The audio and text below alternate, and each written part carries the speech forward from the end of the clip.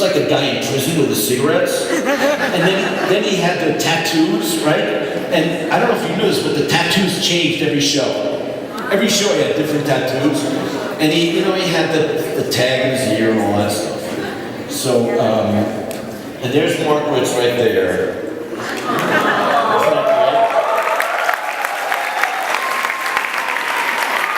I gotta tell you, Mark was such a talented guy. He was, Lester the Rat. He was very talented, and here you can see we played the Montgolfier brothers, who were the hot air balloon guys, and he was such a good performer that it required everyone else to rise to his level, to be as good as him. He was really amazing. Now I guess many of you know that Mark died of cancer. I think it was in 2009. And he was a very beloved friend of mine. I want to show you some pictures of him. This is with his family back in the day when we were shooting the show. And he has another son, and that's Gabriella, who I think is like 16 or something. Now, many people don't know that, and that's Teresa, his wife. And many people don't know that Mark and Teresa were actually zombies. But anyway, they were like that all the time, man, let me tell you. And here we are hanging out at the Emmys one year, and it's going to sound like showbiz bullshit, but showbiz nonsense. People in showbiz say, I love you, I love everybody I love, but I really love Mark. He was a beautiful human being, and he was a lot of fun. He went to Harvard University, right? He went to Harvard University so he could wear a rat suit on a kid's show. But, he had that kind of intelligence that really helped with, the material. And he just had the biggest heart in the world. I love the guy to death, and I miss him. I seriously miss him all the time. Yeah.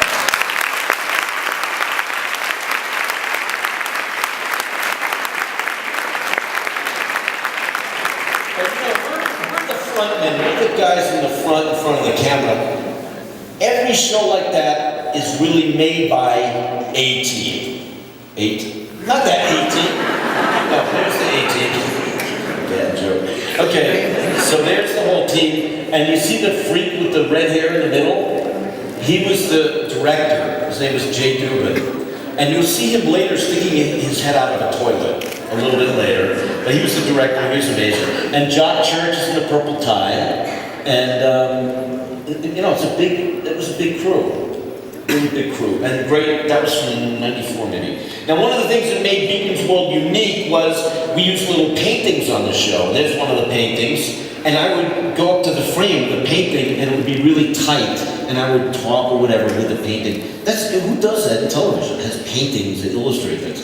It's all CGI, computer generated imagery. We want to do things really low tech, little painting. We want to have a duck fly by, CGI duck? No. A rubber duck from the store with a stick, hot glued to it, and you'd have it go through the frame. And the director said, make sure the stick is thick enough that the audience can see it. It's just funnier. Here, let me show you some more of the art cards. These were made by a guy named Wayne White, who worked on Pee-wee's Playhouse, and he's become very famous because of a movie that was made about him, which I'm forgetting the name of the movie. But anyway, and then some of them were animated, like the skunk here. Its tail would go up. It was really cool. And then the last shot there was the owl with the skunk in its mouth. Merchandising, they made all kinds of crap. Look at all this stuff. And most of it was not very interesting, It was just, I wish they had been more selective and really made tools to learn science instead of this garbage. But anyway, and that's a prototype of some toy. That is frightening. Okay, you guys know what a blooper reel is? Bloopers? Yeah, okay, for those of you who don't, a blooper reel is something they'll make on a TV show or movie or whatever of all the mistakes, or not all the mistakes, but a select group of mistakes. So I'm going to show you some of the mistakes. What do I need to tell you? At the end of it, you're going to see a time-lapse shot, okay? And the time-lapse shot is of the set being built. Or not being built from scratch, but after doing some episodes, they put the set back up. So you see a time-lapse over, I think it was like 3 weeks, of the set being put back up. So we're going to have sound now here, I'm hoping. If we don't, I'll just stop and we'll start again. Are we going to have sound on the computer, do you think?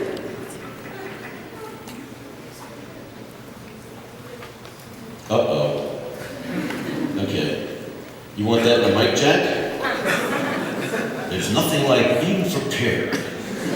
I'm sorry, you guys, forgive me. Okay, good afternoon, everyone. Thank you. Oh, dear. Okay. Yeah, the problem is the connector is loose now. Tell me when we got picture. All right.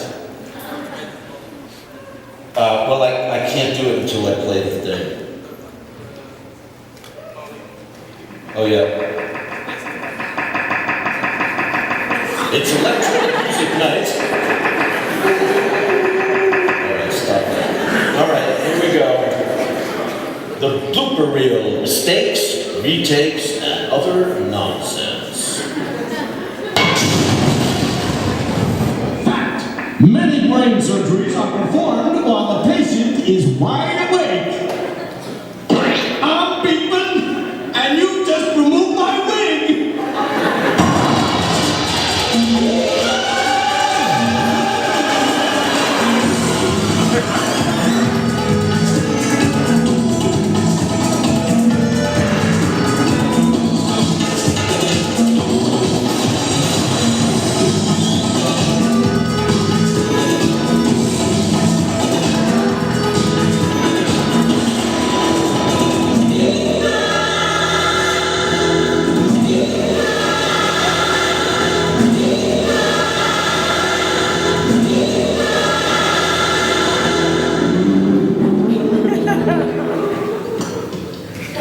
I have the right to quality miraculous. Andrew Jackson of Overland Park, Kansas, relax. Jeremy, you know how can you see through oil and you can see through vinegar, but Is English your first language?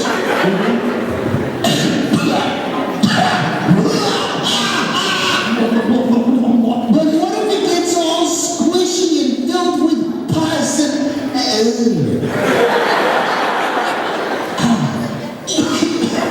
So, are you going to remember the building blocks of health? Yes, doctor. Nutrition.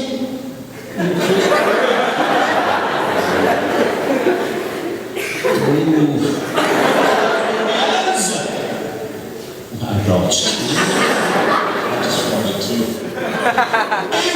And the inclined plane. get your mojo working. It's time. Coming up next, my personal Big Bada Bang theory.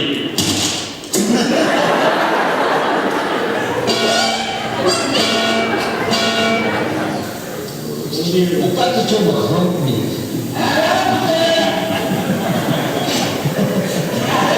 Yes, I am.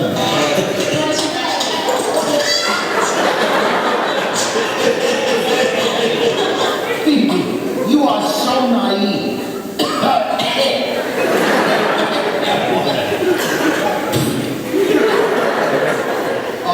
Oh, wow. Oh, wow, Coco.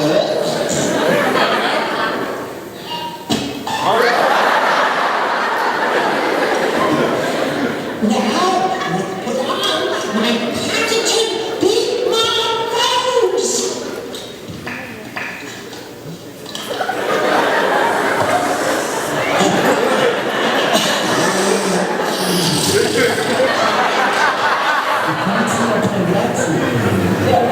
Ooh.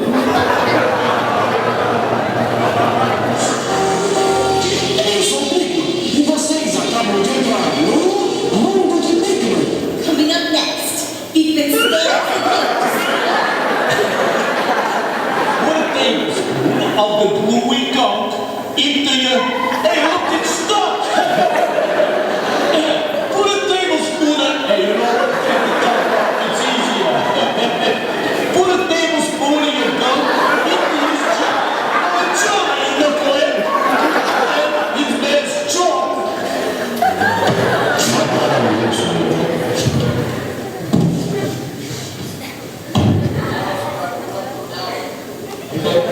Tell me that and I'll do it. But if you want me to guess, I'm going to do whatever I want. Beak, my main man, I know you got to suffer, play the blues, but watching this electrified demo is more suffering than one right run in the head.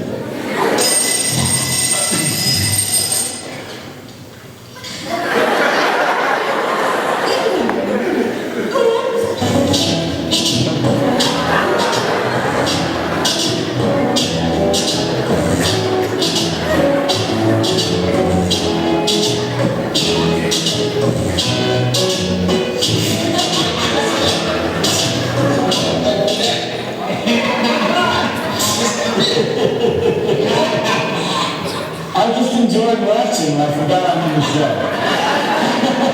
But just because X marks the spot on the map doesn't mean it'll be easy. I hallucinated.